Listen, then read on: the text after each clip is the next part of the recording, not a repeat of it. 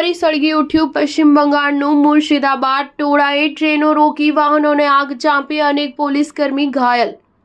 વકફ કાયદાને લઈને પશ્ચિમ બંગાળના મુર્શિદાબાદમાં ફરી એકવાર શુક્રવારે હિંસા ભડકી હતી। આરોપ છે કે ટોળાએ બોમ્બથી પણ હુમલા કર્યા। સરકારી વાહનોને આગના હવાલે કરી દેવાયા છે। પોલીસે પરિસ્થિતિને કાબૂમાં લેવા ટીયર ગેસના સેલ છોડ્યા હતા। સ્થિતિ બેકાબૂ થતાં બીએસએફ પણ તૈનાત કરવામાં આવી છે।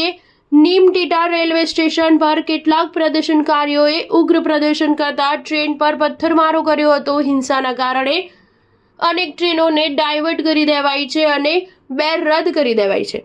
રેલવે સ્ટેશન પર પથ્થરમારાના કારણે 7 થી 10 પોલીસ કર્મચારી ઘાયલ થયા છે। હિંસા અને આગચંપીને ધ્યાને રાખતા મુર્શિદાબાદના શમશેરગંજમાં બીએસએફના જવાનો તૈનાત કરી દેવાયા છે। ભાજપ પ્રદેશ અધ્યક્ષ સુકાંત મજુમદારે હિંસાને લઈને મુખ્યમંત્રી મમતા બેનર્જી પર આકરા પ્રહાર કર્યા હતા। હિંસાને કારણે દુલિયાનગંગા અને નીમટીટા રેલવે સ્ટેશનો વચ્ચે ટ્રેન સેવા ખોરવાઈ ગઈ હતી। ભારતીય રેલવેએ માહિતી આપી હતી કે new Farakka Azimganj rail section પર રેલવે સેવા ખોરવાઈ ગઈ છે। લગભગ 5000 વિરોધીઓએ રેલવે ટ્રેક પર કબજો જમાવ્યો છે। આ પ્રદર્શનકારીઓ એલસી ગેટ નંબર 42 અને 43 નજીક બેઠા છે, જ્યારે 5 ટ્રેનોને ડાયવર્ટ કરવામાં આવી હતી।